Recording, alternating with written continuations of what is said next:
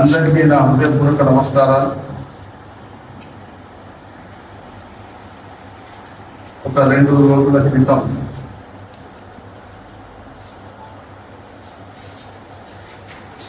రాష్ట్రంలో నడుస్తున్నటువంటి కాళేశ్వరం చర్చ మీద కాంగ్రెస్ పార్టీ అధికారంలో రాకముందే మేము అధికారంలోకి వస్తే కాళేశ్వరం మీద జరిగినటువంటి అవినీతి మీద విచారణ జరిపి ఎవరైతే అవినీతికి పాల్పడ్డారో వాళ్ళ మీద విచారణ చేస్తామని చెప్పి అధికారంలోకి వచ్చిన తర్వాత రాష్ట్ర ముఖ్యమంత్రి గారు కాళేశ్వరం మీద సుప్రీంకోర్టు రిటైర్డ్ జడ్జి తోని కమిషన్ వేసి విచారణ చేయడం జరిగింది. ఆ విచారణ మీద ప్రభుత్వం చర్యలు తీసుకోవాలి, కానీ అందరితో చర్చించిన తర్వాతనే చర్యలు తీసుకోవాలి అనే ఉద్దేశంతో ప్రత్యేక అసెంబ్లీ పెట్టి అసెంబ్లీలో చర్చ జరిపిన తర్వాత కాళేశ్వరం మీద సిబిఐకి పంపడం జరిగింది. అందులో భాగంగానే తెల్లారి టిఆర్ఎస్ నాయకులు బయట ఏం చేయకుండా కాంగ్రెస్ పార్టీ కావాలని సిబిఐకి అప్పచెప్పిండు అని చెప్పడం జరిగింది. దాని విషయంలో టిఆర్ఎస్ వాళ్ళ మనస్పర్ధలు, టిఆర్ఎస్ పార్టీ ఎమ్మెల్సీ కవిత గారు కానీ దాని మీద జరిగినటువంటి అవినీతి మీద హరీశ్వరరావు గారు మాజీ ఎంపీ రాజ్యసభ సభ్యులు సంతోష్ గారి మీద వీళ్ళు అవినీతికి పాల్పడ్డారు, వీళ్ళు అవినీతి కొండలు అని కవిత గారు చెప్పిన తర్వాత వీళ్ళిద్దరు కలిసి మా నాన్న పేరు బదనాం చేస్తున్నారు, మా నాన్న పేరు బదనాం చేస్తే టిఆర్ఎస్ పార్టీ నాయకులు ఎవరు కూడా బంద్కి పిలుపు ఇవ్వకుండా గమ్మున కూర్చున్నారు అని చెప్తే అప్పుడు టిఆర్ఎస్ నాయకులు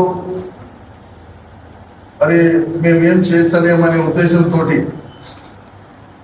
న్యాయం ఎక్కడ జరగాలి, సిబిఐకి పంపితే న్యాయం జరుగుతుంది, న్యాయం చేస్తారు అనే ఉద్దేశంతో సిబిఐకి చేస్తే రేవంత్ రెడ్డి గారి బొమ్మ అంటే రాష్ట్ర ముఖ్యమంత్రి గారి బొమ్మ అంటే న్యాయము జరగాలని చెప్పి రేవంత్ రెడ్డి గారు సిబిఐకి రాస్తే దానికి అడ్డగోలు నిర్ణయం రేవంత్ రెడ్డి రాష్ట్ర ముఖ్యమంత్రి గారి బొమ్మ కాల్చడం. దాని తర్వాత కేసీఆర్ గారు ఈ రాష్ట్రాన్ని చేసినారు.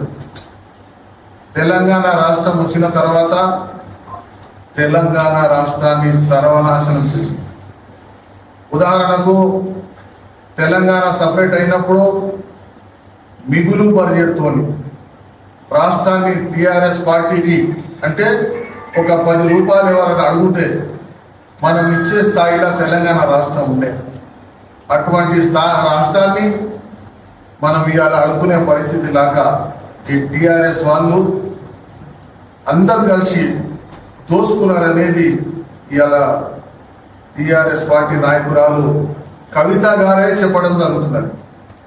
ఎవరెవరు ఏడాయాడ తీసుకున్నారు, ఆ దోసుకున్న డబ్బుతోని నన్ను నిజామాబాద్లో ఎంపీగా ఓడగొట్టిండ్రు, వేరే జాగాల్లో కూడా కొంతమంది టిఆర్ఎస్ నాయకులను ఓడగొట్టే ప్రయత్నం చేసిరని చెప్పి సాక్షాత్తు టిఆర్ఎస్ పార్టీ నాయకురాలే చెప్పడం జరిగింది. అందులో నగర్లో మా ఎమ్మెల్యే గారు, మన ఎమ్మెల్యే గారు, షాద్నగర్ నియోజకవర్గ ఎమ్మెల్యే గారు ప్రెస్ మీట్ పెట్టి వీళ్ళు అవినీతికి పాల్పడ్డారని చెప్పి కవిత గారే చెప్పిన తర్వాత కూడా వీళ్ళు ఇవాళ రేవంత్ రెడ్డి బొమ్మ కాల్చి ప్రజలను తప్పుదో పట్టించే కార్యక్రమాలు చేస్తున్నారు. వాళ్ళు అవినీతి చేసిరని కమిషన్ రిపోర్టు చెప్తుంది. దానికి మీరు మేము తప్పు చేయలేదని చెప్పి నిరూపించుకోవాలి, కానీ ఎదురుదాడికి దిగి అంటే ఈ సమస్యను పక్కదారి పట్టడానికి కవిత గారిని సస్పెండ్ చేయడం జరిగింది. ఎందుకంటే వాళ్ళ వ్యవహారం వాళ్ళకి, మాకేం సంబంధం లేదు దాంతో. కానీ ఈ కాళేశ్వరం సమస్య పక్కకు తొవ్వాలనే ఉద్దేశంతో ఈ కవిత గారి సస్పెన్షన్ విషయం తీసుకురావడం జరిగింది. దానికి ఎవరెవరు అవినీతికి పాల్పడ్డారు అనేది రాష్ట్రంలో అందరికీ తెలుసు. కానీ మా షాద్నగర్ నియోజకవర్గ మాజీ ఎమ్మెల్యే గారు అంజయ్య గారు దాన్ని స్పందించి, నేను అవినీతికి పాల్పడలేదు, మా నాయన జమాలైనా మా నాయనకు 100 ఎకరాలు ఉన్నది, నేను ₹1 సంపాదించుకోలేదు, నేను ₹1 ఎవరి దాని లంచం తీసుకోలేదు, ఎవరైనా తీస్తే నాకు చెప్పుండి. ఉదాహరణకు ఇవాళ రాష్ట్రంలో కానీ దేశంలో కానీ లంచాల వ్యవస్థ నడుస్తూనే ఉన్నది. మనం చెప్పినా చెప్పకుండా ఒకవేళ ఎవరైనా ఏదైనా పనికి లంచాలు ఇస్తే వచ్చి మందికి చెప్తారా? అది మీ ఉనికి కాపాడుకోవాలి. రెండవది, మీరు ఎందుకు డిప్రెషన్లో పోయిన అనేది మాకు అర్థమవుతుంది. మాట్లాడింది అవినీతి కాళేశ్వరం విషయం మీద మాట్లాడితే, మీరు నా భూమి ఎంత, మా నాయన ఇంత ఉంటే, మా కొడుకు ఇంత ఉంటే, నేనేం సంపాదించుకోలేదు, మా కొడుకులు బేరం చేసి సంపాదించుకున్నారు, మా నాయనకు 100 ఎకరాలు ఉంటే, ఓకే మీ నాయనకు 100 ఎకరాలు ఉంటే సీలింగ్ ల్యాండ్లో పోవాలి కదా. మన భూ సంస్కరణల కింద ఎంత పోయింది, ఎంత అయింది, మా భూమి చెరువు కింద పోయింది అంటున్నారు. చెరువు కింద పోయినప్పుడు మీకు 100 ఎకరాలు ఉంటే మీరు వాళ్ళకు 2 ఎకరాలు ఇవ్వాలి కదా. అంటే ఇలాంటి కార్యక్రమాలు వీళ్ళు ఎందుకు డిప్రెషన్లో పడ్డారు, ఎందుకు మాట్లాడుతున్నారు అర్థం కాని పరిస్థితి. ఒక ఆయననేమో రండి చూసుకుందాం, కొట్టుకుందాం, తనుకుందాం అంటున్నారు. అంటే మా అంజయ్య గారు ఇలాంటి నాయకులను ఎందుకొని పెట్టుకున్నారు. ఇప్పుడు ఏదైనా ఉంటే మీరు తప్పు చేసిరని చెప్పి ఎవరైనా చెప్తే తప్పు చేయలేదని నిరూపించుకోవాలి, కానీ ఎదురుదాడి ఏంటి అర్థమైన పరిస్థితి లేదు. అందుకోసమే ఎమ్మెల్యే గారు ఇవాళ షాద్నగర్ ఎమ్మెల్యే గారి అదృష్టం అంటే, నియోజకవర్గ ప్రజల అదృష్టం ఏంటి అంటే, మన గతంలో ఇంతవరకు ఇలాంటి ఎమ్మెల్యే మనకు దొరకలే. ఒకవేళ ఆయన సంపాదించుకుంటే కూడా ఆయన బేరం చేసి సంపాదించుకోవచ్చు. దానికి ఇవాళ ప్రజలకు అందుబాటులో ఉండే ఒక విద్యను పేద ప్రజలకు ఇవ్వాలనే ఉద్దేశంతో ఒక జూనియర్ కాలేజు దాదాపు 10 నుంచి 15 కోట్ల వరకు ప్రజల సహకారంతో సొంతంగా డబ్బులు పెట్టి ఇలాంటి కార్యక్రమాలు చేస్తున్నారు. కానీ మీరు మీ అబ్బాయిలు, మా అబ్బాయిలు సంపాదించుకున్నారు, వాళ్ళు బేరం చేసుకున్నారు, ఏదో చెప్తున్నారు. ఇవన్నీ ఎవరు అడగలే, వాళ్ళు ఎందుకు ఇట్లా చేస్తున్నారు అనేది అర్థం కాలేదు. అందుకోసమే ఎమ్మెల్యే గారు, మాజీ ఎమ్మెల్యే గారు స్టేషన్లో పోయే అవసరం లేదు. ఒకవేళ గుళ్ళో పోయి ప్రమాణాలు చేస్తే వచ్చేది ఏముండదు. ఒకవేళ ఎవరికి ఎంత భూమి ఉన్నది, వాళ్ళు ఎప్పుడైతే నామినేషన్ వేసేటప్పుడు శంకర్ గారు కూడా నామినేషన్ అఫిడవిట్లా ఎన్ని భూములు ఉన్నాయి, ఏమున్నాయి అనేది అందులో పొందుపరచడం జరిగింది.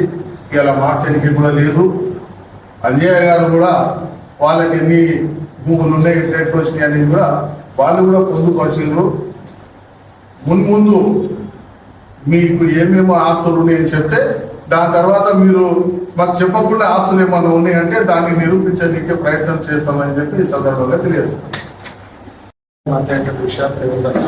విన్నారు.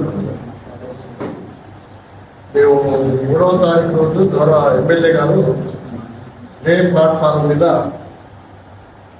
కాళేశ్వరం ప్రాజెక్టు సంబంధించినటువంటి విషయంలో కాంగ్రెస్ పార్టీ గౌరవ మా ముఖ్యమంత్రి రేవంత్ రెడ్డి గారు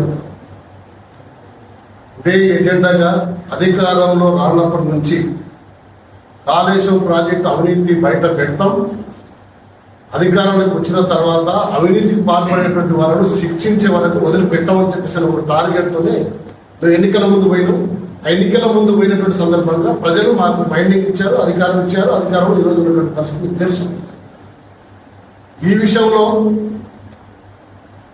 ప్రభుత్వం, రాష్ట్ర ప్రభుత్వం ఒక పేరు ప్రతిష్ట ఉన్నటువంటి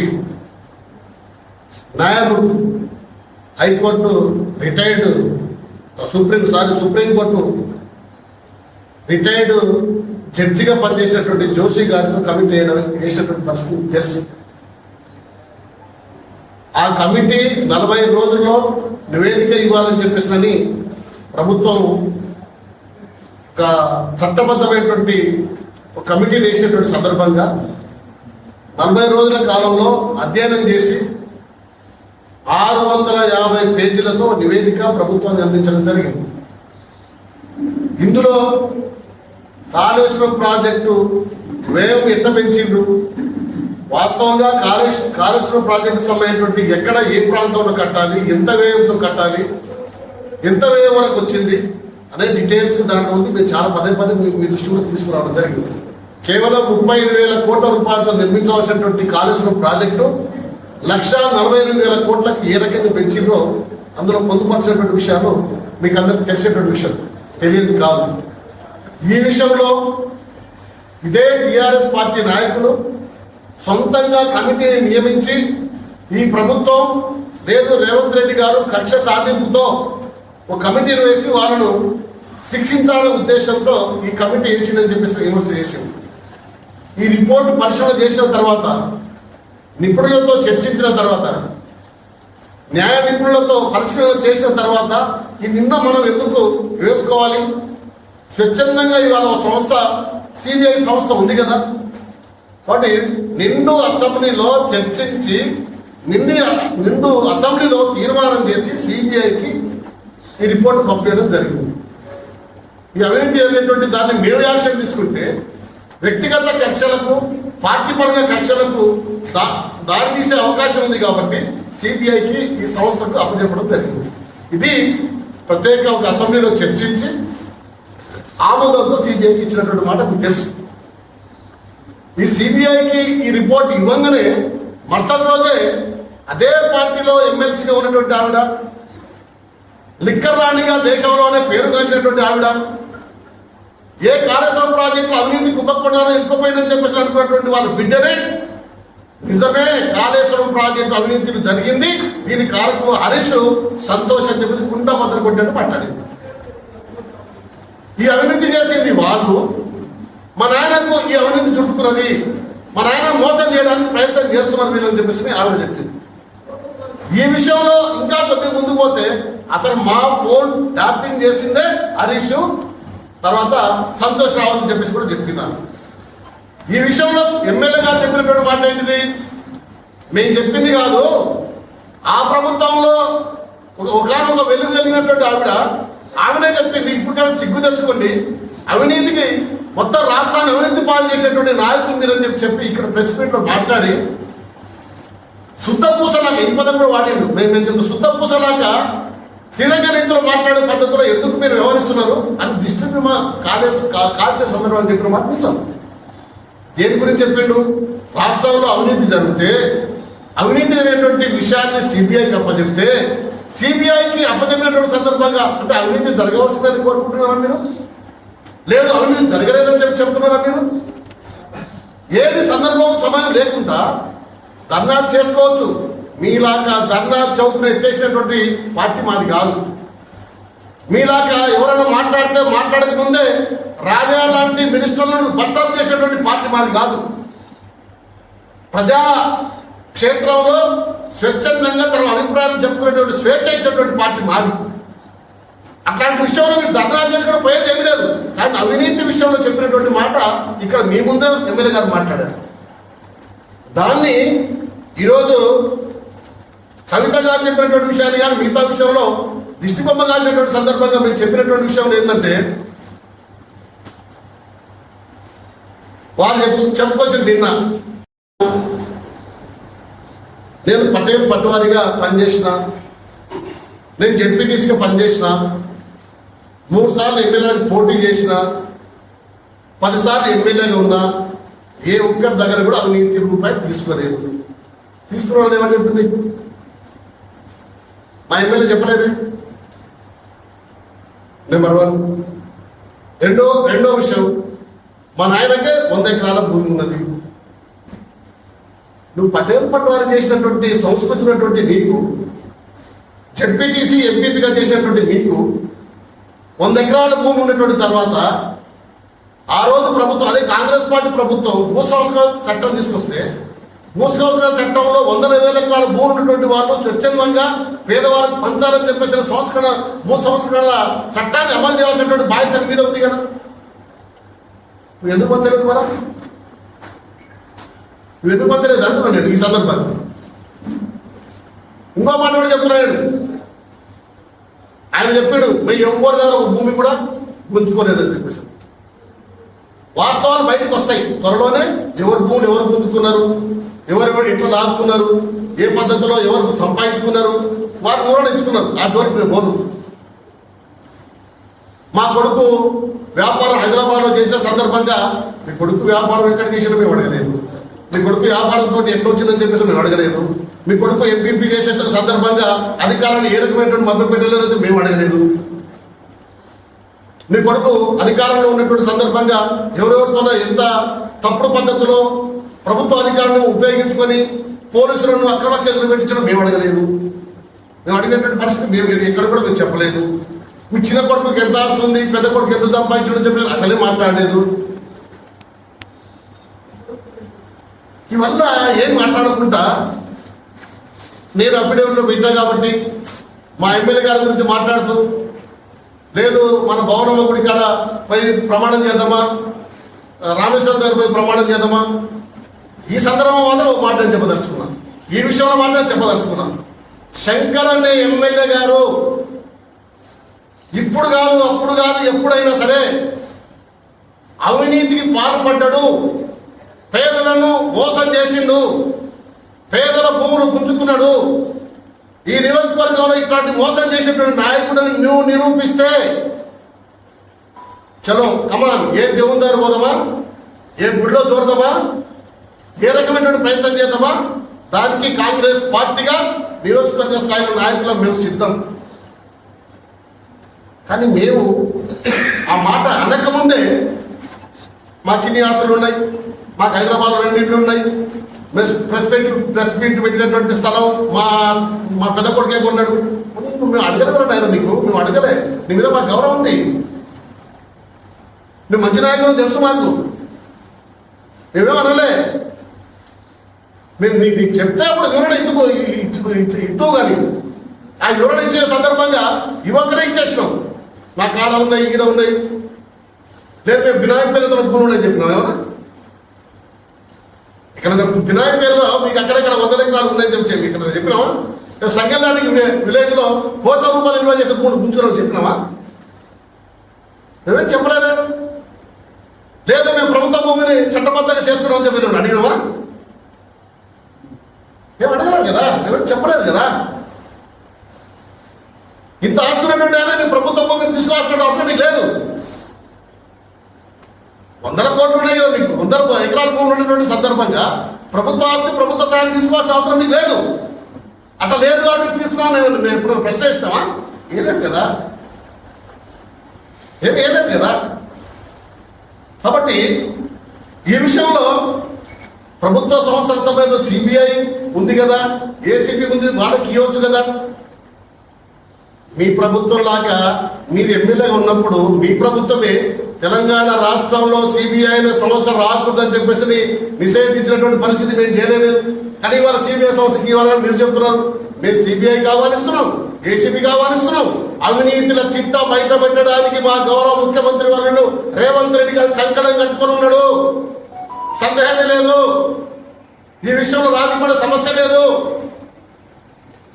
కాబట్టి గౌరవ మాజీ ఎమ్మెల్యే గారు ఆ పద్ధతిలో మాట్లాడకుండా ఉంటే బాగుండేది అనేది ఈ సందర్భంగా నేను వారికి తెలియజేస్తున్నాను. అదే రకంగా అధికారుల విషయంలో వారు చెప్తున్నారు, సంతోషం, నా దగ్గర పిఏలు పనిచేసినటువంటి వాళ్ళు, నా దగ్గర గన్మెన్గా పనిచేసినటువంటి వాళ్ళకి అడగండి అని చెప్పేసి, మేము మీ గన్మెన్కి తెలుసు, మీ పిఏకి తెలుసు మీరు చేసిన పని ఏదో అని మా ఎమ్మెల్యే గారు మేము కాంగ్రెస్ పార్టీ వాళ్ళని చెప్తుంటే వారు చెప్తే బాగుంటుంది కదా. మేము మాట అనలే కదా సార్, మీకు ఆ విషయం మేము చెప్పలేదు కదా సార్. మూడవ మాట, అధికారులకు అడగండి, నేను ఎంపీపీ చేసినప్పుడు జడ్పీటీసీ చేసి లోకమంతా తెలుసు సార్. 10 సంవత్సరాల కాలంలో అధికారులను ఎవరు వాడుకున్నారు, అధికారులతో ఎవరు పని చేయించుకున్నారు, అధికారులను ఎవరు ఉపయోగించుకున్నారు, అధికారులు ఉపయోగించుకొని ఎవరు అధికారులు బలి చేసిండ్రు, ఏ అధికారులను ఈరోజు శిక్షించే పద్ధతిలో చేసినో తెలుసు సార్. నేను చెప్పలేదు సార్ ఆ విషయం, మీరే చెప్తున్నారు. ప్రజలకందరూ తెలుసు, ప్రజలందరూ తెలుసుకుంటున్నారు. కాబట్టి ఆ విషయంలో సూటిగా మేము చెప్పని విషయాన్ని మీరే చెప్పక చెప్తున్నారు. మూడో విషయం ఎమ్మెల్యే గురించి, మా ఎమ్మెల్యే గురించి ఆస్తుపాస్తులు అని నేను ముందే చెప్పినాను.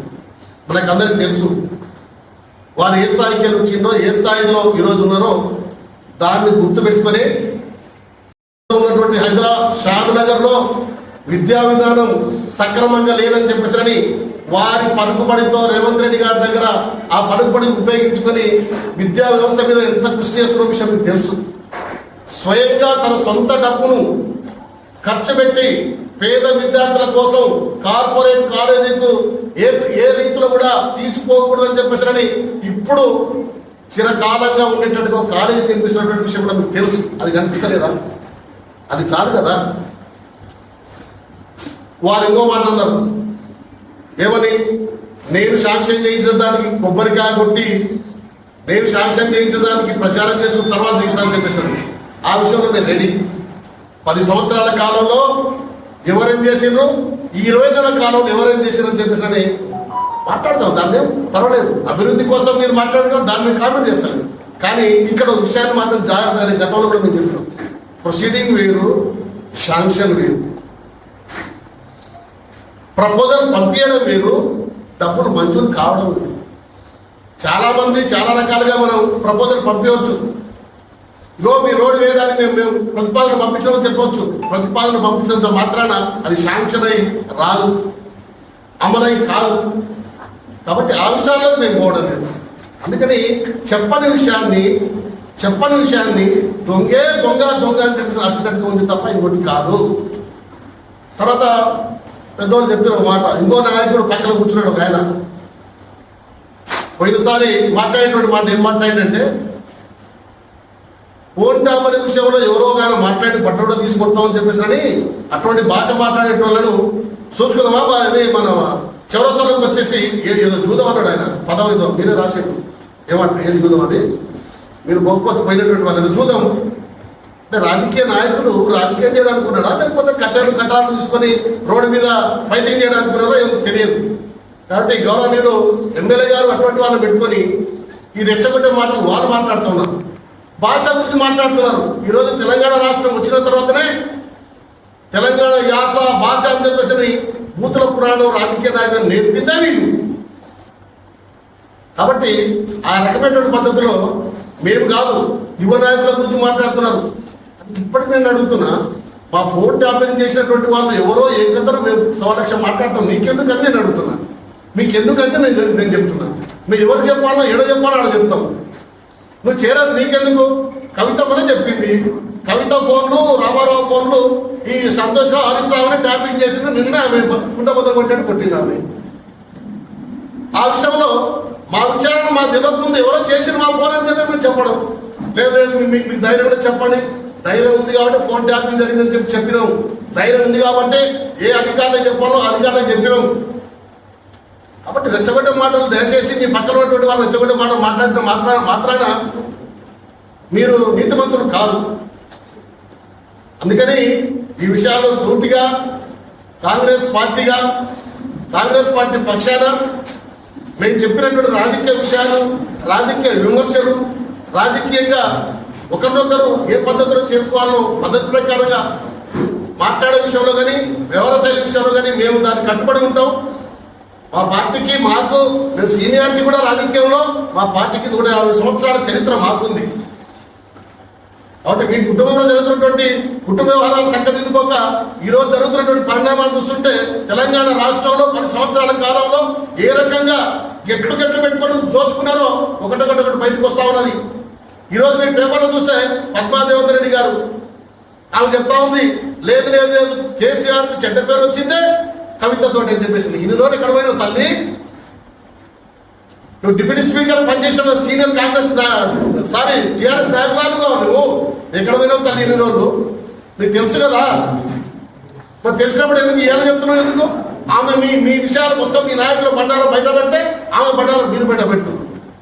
కాబట్టి ఈ విషయంలో అవినీతి పనులు రాష్ట్రాన్ని దోచుకున్నది ఎవరెవరు ఏ రకమైనటువంటి పనుల్లో మూడు సంపాదించుకున్నది త్వరలోనే బయటకు వస్తాయి సోదరా. ఎందుకు మీరు ఉరుకుపాటు? కాబట్టి ఈ సందర్భంగా నిన్న ప్రెస్ మీట్లో వాళ్ళు వాడినటువంటి మా ఎమ్మెల్యే గారి విషయంలో మేము దేనికైనా ఎక్కడికైనా ఆ విషయంలో ఇక్కడ మేము ఎక్కిపోయే సమస్య లేదు. కానీ అవాంఛ వాళ్ళు మాట్లాడి మీకు చెప్పని విషయాలు మేము చెప్పకుండానే మీరే చెప్పినటువంటి విషయాల్లో క్లారిటీ వాళ్ళని చెప్పేసిన ఉద్దేశంతో ఈరోజు మేము ప్రెస్ మీట్ పెట్టడం జరిగింది. కాళేశ్వరం కమిషన్ గురించి మాట్లాడిండ్రు. దాని గురించి మాట్లాడితే నాకు తెలిసిన కాడికి ఈ రానున్న 15 నెలల నుంచి కూడా బీఆర్ఎస్ పార్టీ కనుమరుగయ్యే పరిస్థితి ఉంది. కాబట్టి అంజయ్ యాదవ్ గారి ఎక్స్ఎమ్మెల్యే గారిని వాళ్ళ కుమారులను అందరూ కూడా షాద్నగర్ నియోజకవర్గ ప్రజలందరూ కూడా మర్చిపోతున్నారు. కాబట్టి ఆయన మీద ఆయననే అబండాలు వేసుకొని మా ఎమ్మెల్యే గారిని దాంట్లో లాగాలన్న ప్రయత్నంలో భాగంగానే అంజయ్ యాదవ్ గారు ప్రెస్ మీట్ పెట్టడం అయితే వాస్తవము. మీరు చెప్పినట్టుగా గత 10 సంవత్సరాల నుంచి వాళ్ళ చిన్న కుమారుడు పెద్ద కుమారుడు మీద అవినీతి మరకలు అయినాయని ప్రజలు అనుకుంటున్నారు తప్ప మేము కూడా ఎప్పుడు కూడా బహిరంగంగా అనలేదు. ఎవరైతే శుద్ధ పూసలు సత్య హరిశ్చంద్రులు అన్న మాట వాడుతున్నారు కదా, 2023 ఎలక్షన్లో ప్రజలందరూ కూడా గమనించరు. మీరు నిజంగానే సత్య హరిశ్చంద్రులు ఈ షాద్నగర్ నియోజకవర్గ ప్రజలకు మేలు చేసి ఉంటే మీరు మరోసారి ఎమ్మెల్యే అయ్యేది ఉండేది. దానికి షాద్నగర్ నియోజకవర్గ ప్రజలు ఆల్రెడీ మీరు సత్య హరిశ్చంద్రులా లేకపోతే సుధపూసలా ఏంటనేది జవాబు చెప్పిండ్రు. మీరు మళ్ళీ కావాలని చెప్పేసి ఈరోజు మా ఎమ్మెల్యే గారిని రాజకీయ ఊబిలోకి లాగి రోజు అంజయ్ యాదవ్ అనే ఎక్స్ఎమ్మెల్యే ఉన్నాడని ప్రజలకు గుర్తు చేయడానికి మీడియాలో నా గురించి ప్రచారం కలగడానికి మాత్రమే మా మాజీ ఎమ్మెల్యే గారు ఇటువంటివన్నీ కూడా ఎవరు దొంగలు ఎవరంటే బుడమకాయ దొంగలు ఎవరంటే సంకలు కుదుకున్నట్టు వాళ్ళే ఎగిసి పడుతున్నారు తప్ప దీంట్లో ఎటువంటి పస లేదు. మా ఎమ్మెల్యే గారు నీతిపరుడు. ఎప్పుడైనా సరే మేము చెప్తా ఉన్నాం 6 గ్యారంటీ స్కీమ్లు చెప్పినాము. ఈ రోజు కూడా అన్ని ఇస్తా ఉన్నాం. ఈ రోజు 200 యూనిట్లు గృహజ్యోతి కానివ్వండి, 500 సిలిండర్ కానివ్వండి, రుణమాఫీ కానివ్వండి. ఈ రోజు రేషన్ కార్డు గత 10 సంవత్సరాల క్రితం ఎవరు కూడా రేషన్ కార్డు రాలేదు. ఈ రోజు రేషన్ కార్డు ఇస్తున్నాం, సన్న బియ్యం ఇస్తా ఉన్నాం. మీరేమో గత 10 ఏళ్ళకి ఎన్ని సుట్టపూస మాటలు చెప్పినా అందరూ తెలుసు. ఆ రోజు దళితులు ముఖ్యమంత్రి చేస్తానని చేయలేదు, దళితులకు 3 ఎకరాల భూమి ఇస్తానని చేయలేదు, మైనారిటీలకు 12% రిజర్వ్ ఇస్తానని చేయలేదు. అంటే ఇలాంటివి ఎన్నో ఉన్నాయి. కానీ అవన్నీ కూడా కప్పిపుచ్చుకోవడానికి ఈ రాబోయే 5-6 మాసాలలో లోకల్ బాడీ ఎలక్షన్లు వస్తున్నాయి. దాంట్లో ఏదో లబ్ధి చేకూరాలని మా ఎమ్మెల్యే గారి మీద మరకలు అంటే ప్రయత్నంలో భాగంగానే రాజకీయ ఉద్దేశంతో ఇటువంటి చర్యలు జరుగుతూ ఉన్నాయని చెప్పి మేము తీవ్రంగా ఖండిస్తున్నాం. అంజయ్ యాదవ్ గారు కూడా విజ్ఞప్తి చేస్తా ఉన్నాం. మా ఎమ్మెల్యే గారు అఫిడవిట్లో ఏమి ఇచ్చిండో ఇప్పుడు కూడా అదే స్థాయిలో ఉన్నాడు. ప్రజల మేలు కోరి విద్యా అభివృద్ధికి కానీ పేదల పక్షాన్ని కొట్లాడుతున్నారు తప్ప ఎక్కడ కూడా మీరు దేవుళ్ళన్నా కానీ మచ్చకైనా కూడా ఏమంటారు అవినీతికి తావియడు. మేము కూడా కాంగ్రెస్ పార్టీ కార్యకర్తలం, కాంగ్రెస్ పార్టీ నాయకులం కూడా మా ఎమ్మెల్యే గారి అనుచరం కిందనే పనిచేస్తామని చెప్పి సందర్భంగా తెలియజేస్తున్నాం. మేము చెప్పని విషయాలు వాళ్ళే చెప్పినారు. మేము చెప్పని విషయాలు వాళ్ళే చెప్పినారు. నేను ఇక్కడ కూడా చెప్తున్నాను, అంజయ్య కొడుకులు అవినీతికి పాల్పడ్డారని మా ఎమ్మెల్యే స్ఫూర్తిగా ఎక్కడ చెప్పలేదు. టిఆర్ఎస్ పార్టీ, టిఆర్ఎస్ ప్రభుత్వం కాళేశ్వరం ప్రాజెక్టు కానీ ఎమ్మెల్యేలు ఎంపీలుగా ఉన్నటువంటి వాళ్ళు అవినీతి పాల్పడ్డారు. దాంట్లో ఏమి రాజీ లేదు. 10 ఏళ్ల కాలంగా అవినీతి జరిగింది, అధికార దుర్వినియోగం జరిగింది అనేది శాతం ప్రజలకు తెలిసిన విషయం అని మీరు అంటున్నారు. మేము అనలేదు కానీ శాతం ప్రజలకు తెలిసిందని అంటున్నారు. అంత అవినీతి ఎక్కడ ఉంటుంది మీకు అదే చూసినప్పుడు బాధ్యత ఎమ్మెల్యే ఇప్పుడు మీ ఎమ్మెల్యే కదా వాళ్ళు అడిగారు ఎంక్వైరీ అడిగి కదా అట్లేమన్నా సపరేట్ మీరు నాకు అర్థం కాదు. అధికార దుర్వినియోగం జరిగింది, అదే రకంగా అవినీతి వ్యతిరేకించింది.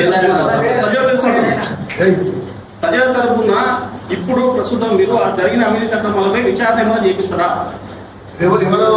పదేళ్ల కాలంలో అవినీతి అక్రమాలు జరిగినాయి, అధికార దుర్వినియోగం జరిగిందని చెప్పేసి శాతం ప్రజలందరూ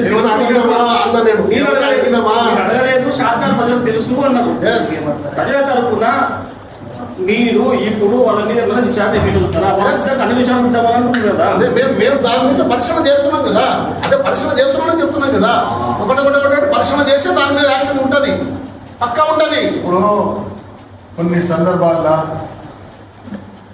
ధైర్యాన్ని కూడా వాళ్ళ పేరు మీద మార్చమని చెప్పి ఇంతకుముందు కూడా వచ్చింది అని చెప్పి వింటున్నాం. అది ఎంతవరకు కరెక్టో మళ్ళీ వాళ్ళే చెప్పాలి, మాకైతే ఏం తెలియదు. అందుకోసం ఇప్పుడు ఏం చెప్తున్నాం అంటే 100 ఎకరాలు వాళ్ళ నాయన దగ్గర నుంచి చూసినాయి అంటున్నారు, వాళ్ళ కొడుకులు సంపాదించుకున్నారని చెప్తున్నారు. నాకు ఇంతే ఉన్నదని చెప్పి అడిగిన అంటే ఏమేమి ఉన్నాయి వాళ్ళకే చెప్పని అడుగుతున్నారు. మీరు క్లారిటీ చెప్పండి, మీరు విచారణ సిద్ధంగా ఉన్నారా, పరిశీలన సిద్ధంగా ఉన్నారా? ఏ దానికైనా సిద్ధం.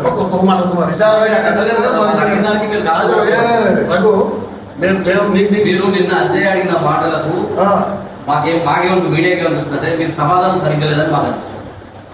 మీరు సమాధానం మాకేం వాళ్ళు అడిగిన క్వశ్చన్ కు మీరు రెడీ ఉన్నారా లేరా ఒకటి చెప్పండి.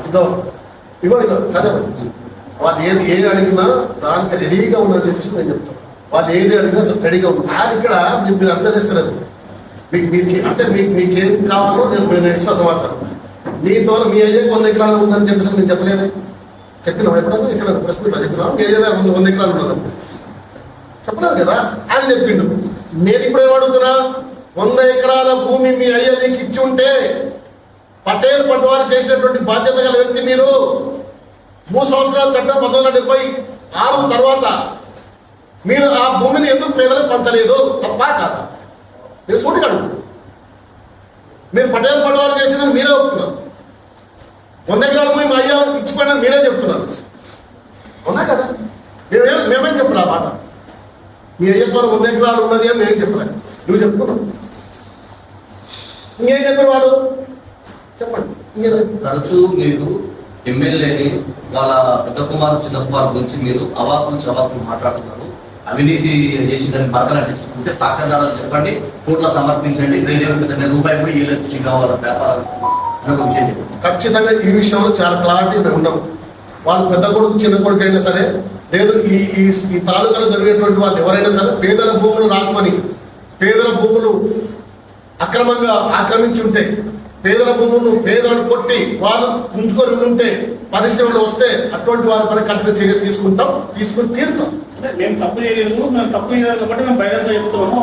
అధికారం వాళ్ళ దగ్గర ఉందా, ఎంక్వైరీ కమిషన్ ఏమని అడుగుతున్నారు వాళ్ళు. దానికి సమయం కావాలి సోదరా,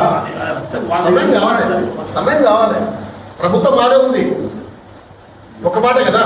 మన 10 సంవత్సరాల ప్రభుత్వం మీదే ఉంది. మన శంకరయ్య గారు ఇక్కడ భూమి అక్కడ భూమి ఇక్కడ భూమి అన్నారు. మన శంకరయ్య గారు ఎందుకు చట్టపరంగా వాళ్ళు చర్య తీసుకోలేదు?